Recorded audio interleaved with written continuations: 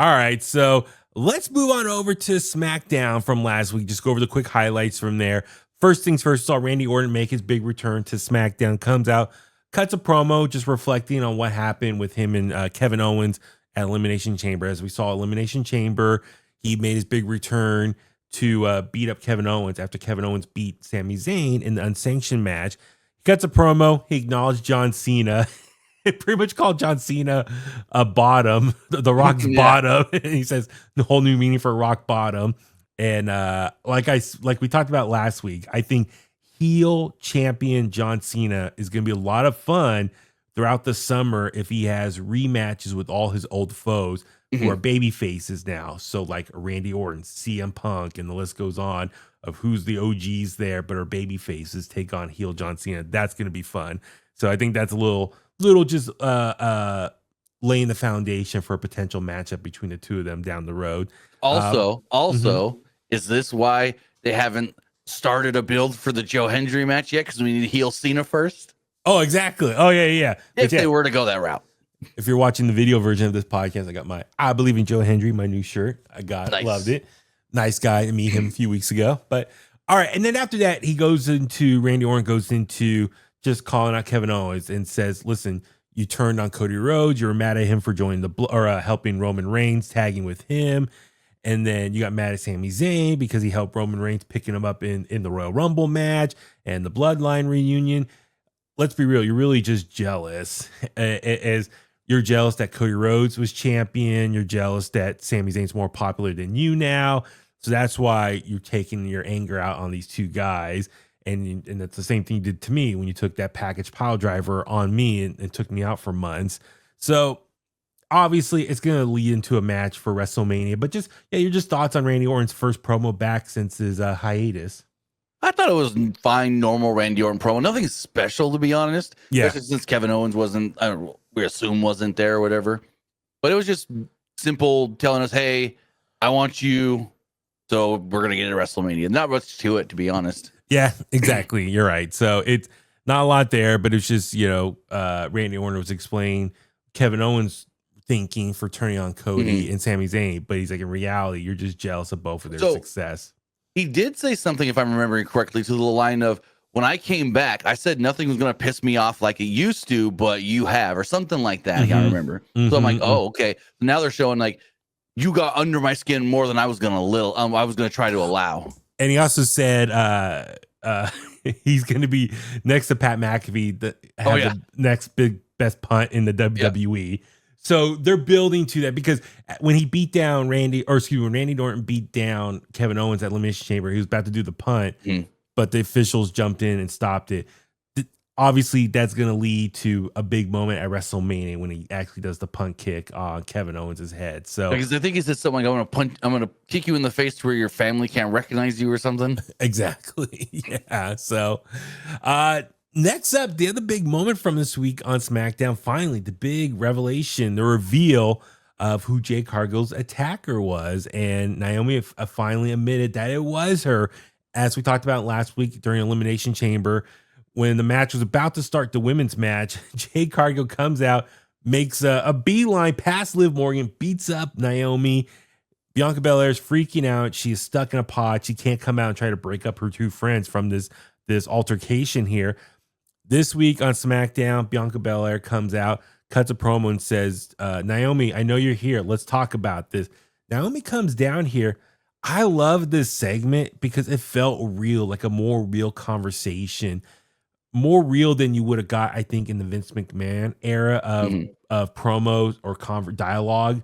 Like Vince McMahon era, especially the last few years, I think when people are having a conversation in the ring or whatever, it's kind of hollow, doesn't feel real, like real emotions. They would have needed Vince's buzzwords. Exactly. This felt real as far as like two friends having an issue that they've been like dreading having that conversation. But they're finally having that conversation. They're talking it out.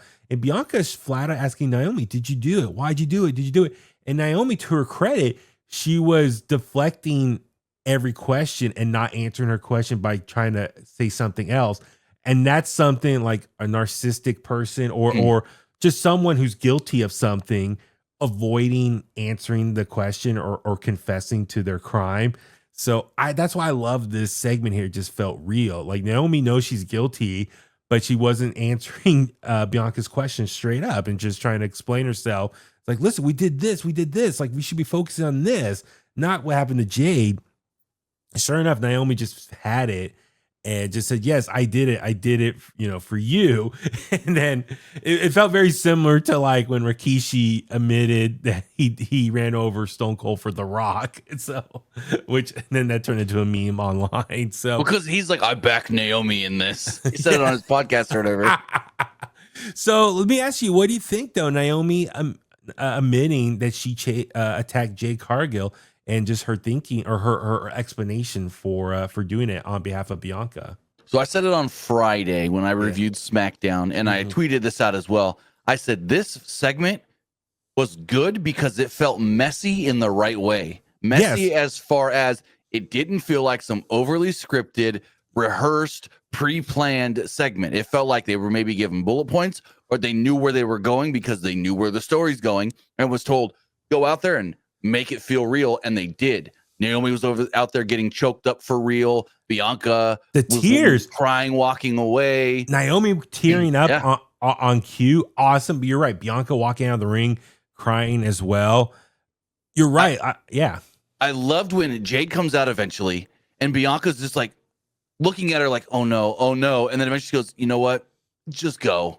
Yeah, like she gives her that nod, like just I can't do anything else. Mm-hmm. So no, I thought it was perfect. The greatest Naomi performance we've ever seen. We've seen a couple good Naomi promos over the last decade and a half she's been in WWE. Yeah, but this was the best performance we've ever seen from Naomi, and I thought it was fantastic. If I remember, did Naomi try to rationalize saying like Jay came in and was trying to take your spot? She was riding your coattails, trying to steal your moment and get everything she had with you doing the work and her just riding along. Yeah, so this was great. And then Naomi eventually is like, yeah, I did it. And then Jade comes out. Naomi tries to escape, but Jade catches her, brings her back in, beats her down. And don't get me started on how Naomi tried to run away, where she jumped out the ring and then went, who? I know. And then she kind of dodged her, and then she goes to jump over the barricade. And she's like 1 foot up over, and that was the weird part. But that barricade, that's by the timekeeper, the bell keeper over there. There's a little slot. You can run around it to go to outside. Like, no, instead we try to jump over it when there's a little opening 2 feet over. Yeah, it was goofy right there. But with that being said, so now it looks like Bianca can now break away, focus on Rhea, Io Sky. Jade and Naomi are now on a crash course for potentially a Mania match. That could be a Mania match right there. That's what I was going to ask you. Is that a Mania match or a SmackDown the night before match?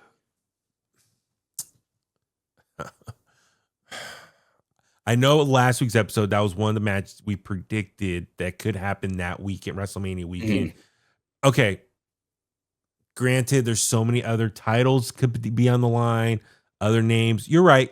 That could be the first match. If this is like a trilogy per se, let's say, this could be the first match, and that can be done on the Go Home episode of SmackDown. So I think that's a good spot right there. Because keep in mind, WrestleMania weekend, they really do take over that city that they're in. So it's going to be Friday Night SmackDown, and then the Hall of Fame ceremony afterwards on that Friday. So late. I know it says 9 o'clock. It's going to be a separate location, the Fountain Blue hotel, 9 o'clock. No. And that's not even the worst part. The website, WWE's press release said 10, but then on TV they said 9. So they've got 2 different times out there for the Hall of Fame. Okay. I got double check there. Yeah. So regardless, if you want to stay up and watch it and you're on the East Coast, it's midnight or 1 o'clock before it's even starting. And is it only going to be the 3 of them? Lex Luger, Triple H? So, Earthquake and Typhoon. Yes, and one of them Natural disasters. One of them was, I forget which one. One of them was on some podcast and was like, "Oh yeah, Bruce Pritchard called me and gave me the good news." He kind of spilled the beans. Oh, okay. And then they'll probably have a celebrity. Well, it has to be it's Typhoon. It's Taskmaster. It's Cody Rhodes' uncle, because Earthquake unfortunately passed away. What's his name? Ottman. I forget his Fred Ottman, I think. Yeah. Yeah, no, he was on a podcast. Yeah, Fred Ottman. Yeah. I can't remember what one he was on, but he was like, "Yeah, I got the news from Mr. Pritchard called me and gave me the good news that we're going in the Hall of Fame." So that's technically been confirmed. And then we need like the celebrity induction. I think what do they usually do? 5? I think less is more here. Yeah. So do Triple H, Lex Luger. It's weird because Michelle McCool. Yeah. It's weird because you've got, and not to get too off track here, you've got SmackDown at the T-Mobile Arena, and then you have, here's the weird part too. I looked up like the travel distance and everything. Yeah. You have the Fontainebleau where they're doing the Hall of Fame an hour or 2 later. We don't really know because they've given us multiple times. And if you want to drive there, they say it is a 9-minute drive with no traffic. There's always traffic in Vegas. But for some reason, Google Maps says it'll take you an hour to walk between. That's the thing with Vegas. You've been to Vegas. You have to before. go. Oh, yeah. To walk a different route to walk. You can't walk the way you drive around because the sidewalk. Some areas don't have sidewalk, and yeah. I mean, walking. You cannot have like a simple walk up and down the street in Vegas on the Strip because some resorts have a sidewalk out front, some don't. You gotta walk through the hotel. It's a mess. So yeah, you're right. Walking from one place to another is not easy straight shot. You gotta the cheapest ticket's like $280 for the Hall of Fame. That's what I was told by somebody that messaged me. Hold on, let me see if tickets, because I know pre-sale went on sale. I think full tickets go on sale Friday. Well, as you look that up, I was just gonna say, so SmackDown Hall of Fame Friday night, Stand Deliver, WrestleMania Night 1 on Saturday, Night 2 WrestleMania on Sunday, go the Raw After Mania on that Monday. So that's 4 days of they're trying to get people at all their WWE related shows. So you gotta beef up that go home episode of SmackDown. So yeah, I can see Naomi versus Jade have their first match between the two of them at that SmackDown. It's I don't know if it because there's so much other star power for WrestleMania. I think they're trying to get to. I think SmackDown's a great spot for that one to take place at. So real quick, I just want to acknowledge. So we saw Chelsea Green defend the women's U.S. title against Michin in a street fight. She won. We saw Alba Fire come out, makes her big return. She's been gone for months, and has a similar suit to outfit as Piper Niven, and was saluting Chelsea Green. So she looks like another Secret Service agent like Piper Niven is. So it looks like Chelsea Green's building up a little bit stable of security forces around her. So what are your thoughts on Alba Fire making her big return and joining up with Chelsea Green? Very weird, very random, very odd. I don't think Chelsea needs a full stable. Her and Piper together are perfectly fine. Yeah. But they work so well together because Chelsea's funny. Piper knows how to do the comedy stuff. I've never seen Alba Fire do comedy stuff. So it's like, is she going to be the stiff here? Is she going to be like the straight late? Yeah. I don't know. And we know that this was supposed to be Blair Davenport originally. So before she got released, that was the rumor of what her storyline was going to be. So it's unfortunate that Blair Davenport still doesn't have a job and could have been that role, but I'm sure for them, it's just also interesting. It's like the non-US, because Piper Niven they're both from Scotland, right? I think Piper is. Yeah, so I think it's just funny. They're both like Scottish descent, and they're representing the U.S. champions. So that's just interesting there. So the cheapest ticket for Hall of Fame is $225. That is the cheapest one that they have. Now, granted, there's also like a farther back section that's not available yet that might go on sale Friday. That's going to be a little bit cheaper. But yeah. Cool thing is though, the way I don't know what the building actually looks like, but from the setup that we see, I'm looking here at the seating chart, looks like it's more of a theater style. So that's cool for our Hall of Fame. Yeah, exactly. So someone on stage talking, presenting, kind of reminds me of like the old school Hall of Fame ceremonies for WWE before they were doing it in the arena. Yeah. So that'd be kind of cool, that experience there. So I'm kind of curious, if they're gonna be able to pack the place for that stuff. I'm sure they will. I mean, obviously all those fans in Vegas, but they're lucky they're on the West Coast, because if that was Philly, if they try to do that in Philly and you're not starting till midnight. I remember. Then again, yeah, it is Vegas. Party up all night. I think Right. But I'm just saying they're lucky that they got Pacific time. But damn, think about that though. If you're, because the WWE wrestlers, they have to sit through the ceremony too. They have to attend it, so they gotta leave SmackDown, change, get over to That's the thing. Yeah, it's the like theater, but then get up early the next day to get ready for the WrestleMania match. They have to be there early for the red carpet stuff if they do that for Hall of Fame as well. Yeah. Oh my God. So if you're working SmackDown, oh god dang. Well, I'm sure if you're in the first hour of SmackDown, you're probably allowed to go, and they'll shuttle you over to the theater. Probably all shuttles taking everyone over there back. And then the other question is, Triple H even going to be at SmackDown? Maybe they have Bruce run the show so Triple H could be at Hall of Fame. Oh my God! Early, because Triple H, is going to be there setting everything up, but also getting ready for his stuff. Like, how involved is he going to be in the production compared to him doing his induction speech? So it's like, yeah.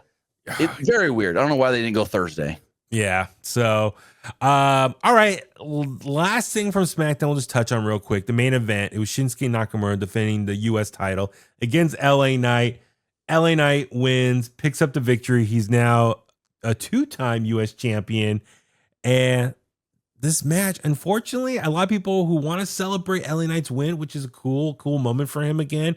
But I think the bigger discussion from this is just how a lot of people are sad for Shinsuke Nakamura and how underwhelming his U.S. title reign is. And I think a lot of people are posing the question out there, is this the worst U.S. title reign of all time? Because there wasn't really one. There was a lack of any presence or just title defenses, a run there. He won the title at Survivor Series against LA Knight at War Games in November. But then over the next 3 months, he just kind of lurking in the background, stalking people, not really doing much, cutting promos or having regular matches defending that title. It was just a very underwhelming U.S. title reign, and it sucks. I feel bad for Shinsuke because I don't think that's on him. It's the powers that be for creative that control this. But yeah, what are your thoughts on this U.S. title reign for Shinsuke? My opinion is there was only one reason Shinsuke won this belt, so he could show up at that Noah show with a WWE championship over his shoulder or around his waist. Think about it. They wanted a champion represented on that Noah New Year's show. Whether that was a Noah call or a WWE call, I wouldn't know. But that's the only thing he did. He won the title, then disappeared, did the Noah show, came back, had that one match with LA Knight that was a DQ, and then he had this match that he dropped the title. It's so weird. 3 months and 2 title matches. I mean, that's so ridiculous. Like, I'm really, if you're watching this right now, please leave a comment if you could think of a worse U.S. title reign in the history of that belt. At least it was longer than his 2019 title reign. So I'm looking at all because you said, was there a worse title reign? Mm-hmm. He had a title from January 27th, 2019 to January 29th, 2019. 2-day title reign. Shinsuke Nakamura. That's right. He was the U.S. Yeah. But was that big? Shinsuke Nakamura reclaimed the United States Championship at the 2019 Royal Rumble by defeating Rusev on the kickoff show after the super athlete collided with Lana, leaving Rusev open for a Kinshasa. Then 2 days later, he lost it to R-Truth. Who held it for 74 days. Poor Shinsuke. It just sucks because I don't want to bag on Shinsuke. It's not his fault. It's the creative team, like in pro wrestling, that control his destiny with that title. And obviously, they didn't have anything lined up for him. And that's a shame. They should have done more with him, create some storylines. It was cool when Shinsuke came back and this new look of his, this heel, evil look, like he looks like a Sith Lord from Star Wars, the all black and like the red black makeup from his eyes. Like, it was a cool look, and he cut some like cool video promos. I thought this could be something really cool for them to do with him, but unfortunately, it didn't lead to much. And so it's just a bummer that they couldn't do more for him. And now, what's next for him? Obviously, they might put him on the shelf again and just break glass when they feel like they need him to be a heel for someone else down the road. And then for LA Knight, what's next for him? Are they going to set up another quick feud to be for WrestleMania? I mean, wasn't on SmackDown? Wasn't there? Let's let's see. I'm trying to think what can they do for LA Knight come WrestleMania? Because I'm sure they So want LA Knight's star power or his fan reaction on the card. if we look at who could potentially be in line for the U.S. title next, we go back to last week, not last week, but the week before when they did that mini tournament. Yes. And so you can see it's going to probably be one of those guys. Maybe a Braun Strowman, but I don't think it's Braun Strowman. Maybe I don't know, Carmelo Hayes maybe gets a title shot. Or Santos. Santos Escobar would be a nice one too. Yeah. I'm trying to find that lineup of that tournament. Where was it? That was the one Jacob Fatu was in as well. Well, it was supposed to be Solo, and then Solo came in and said, "Hey, Jacob, take my spot. You deserve it more than me." As you look that up, I just want to say real quick, we also saw, as far as matches being built up for WrestleMania, we saw the Drew McIntyre, also Damian Priest feud take it up a notch. As the show was starting, Drew attacked Damian Priest backstage, and then later on, Drew beat Jimmy Uso pretty easily, and then Damian Priest came out and beat up Drew McIntyre again. So that's going to set up a match between the two of them at WrestleMania. And there is history there. I know that's maybe not the most appealing, sexy match for WrestleMania for both of them, but keep in mind, Drew won the world title last year WrestleMania. Only had the title for barely 5 minutes before Damian Priest came out, cashed in on him after CM Punk beat up Drew. So there's story there. Drew trying to get his revenge on Damian Priest a year later. So there's story there. And then Pretty Deadly are the new number one contenders after defeating Motor City Machine Guns and Los Garza. So, well, technically they're the new number one contenders, but the Street Profits are also number one contenders, getting a title shot first, and then Pretty Deadly will challenge whoever wins. It's confusing. I love Nick Aldis trying to explain it on the board. Yes. That was perfect. Yes, he sums up how us fans at home are like trying to explain. Okay, so these guys took on these guys, and these guys. Yeah, it's messy. It's so funny because I listened to Brian Alvarez and his podcast. He's got like 5, 6, 7 podcasts a week. Yeah. But their Tuesday podcast is their retro show where they go back and watch old things. And right now they're watching Mid-South. And they did some wacky, just like month-long tournament with brackets that made no sense. And Brian's like, oh my God, someone listened to our podcast and had Nick Aldis just screw with me with this bracket. And then real quick, I also want to acknowledge we saw Tiffany Stratton, the WWE Women's Champion, take on Piper Niven, non-title match. She won, and then Charlotte Flair came out and attacked her and put her in the figure 8. But once again, Charlotte Flair, like, not really explaining why she wants Tiffany Stratton, why she chose her as her opponent for WrestleMania after winning the Royal Rumble. That's the same thing with like Jay and Gunther, as we talked about earlier. I want more substance. Give me something to bite on as a fan to care emotionally why these two are going at it. Other than Charlotte won the Royal Rumble, it's like, okay, I want you. But like, why? Is there what? Do you maybe say I feel threatened? Tiffany Stratton is the champion, and she's like a younger version of me, and I want her to take my spot. Something like I want some dialogue there, so I can go on. Just like give me some more substance here. As far as the U.S. title picture, I found the little tournament they did. Okay. It was Solo and Andrade that ended up Jacob and Andrade. Yeah. Then it was Braun Strowman, Carmelo Hayes, and then LA Knight and Santos Escobar. I wouldn't think Santos Escobar since LA Knight beat him there. Yeah. But maybe a Carmelo Hayes, maybe an Andrade. Because Braun's going to be doing something with Jacob probably. Yeah. And then, I mean, I don't know, maybe Solo. I have no clue what they're doing with Solo. Because remember LA Knight did have some run-ins with the Bloodline, or the newer Bloodline, but they're not calling themselves the Bloodline anymore. But he did have some run-in with them, so maybe that can reignite that. So we'll see. But yeah, we'll see how SmackDown plays out this week overseas.